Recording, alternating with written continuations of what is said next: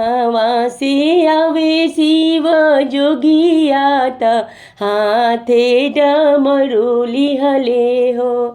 कहाँ से आवेली गौरा मैया हाथे सिनोर वाली हले हो।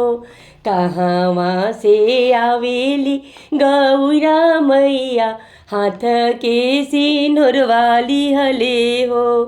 काशी से आवे शिव जोगिया त हाथे डमरू लिहले हो।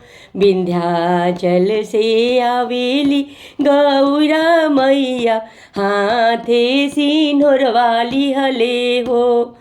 विंध्याचल से आवेली गौरा मैया हाथे सिनोर लिहले हो। कथी चढ़ी आवेली महादेव हाथे डमरू लिहले।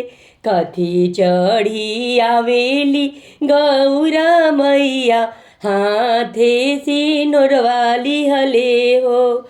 नंदी चढ़ी आवेली महादेव हाथे डमरू लिहले हो। सिंह चढ़ी आवेली गौरा देई हाथे सिनोर लिहले हो।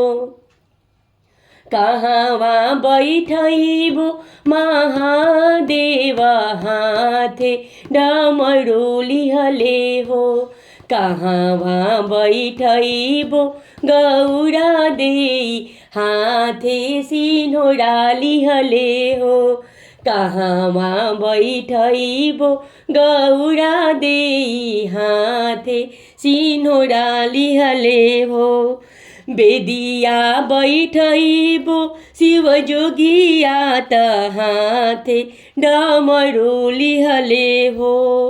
कोहबर बैठैबो महादेव कोहबर बैठैबो गौरा देई हाथे सिनोर वाली हले हो।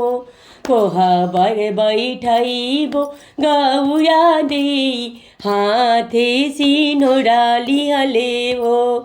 काई खियैबो शिव जोगिया त हाथे डमरू लिहले हो।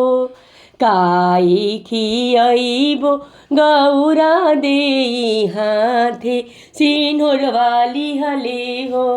काई खियैबो गौरा देई हाथे सिनोर वाली हले हो।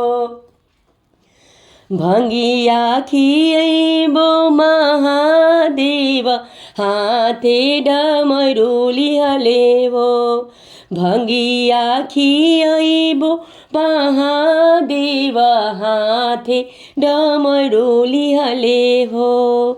मेवा खियैबो गौरा माई हाथे सिनोर वाली हले हो।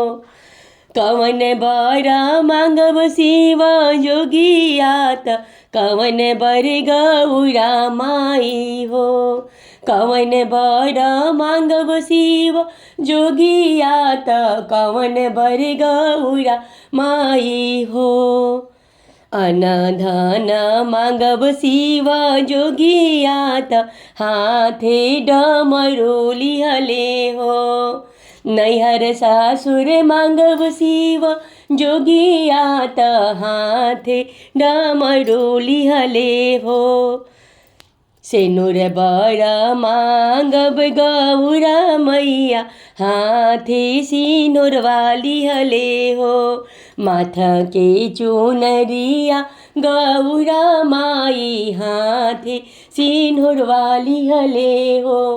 सुहाग बर मांगब गौरा माई हाथे सिनोर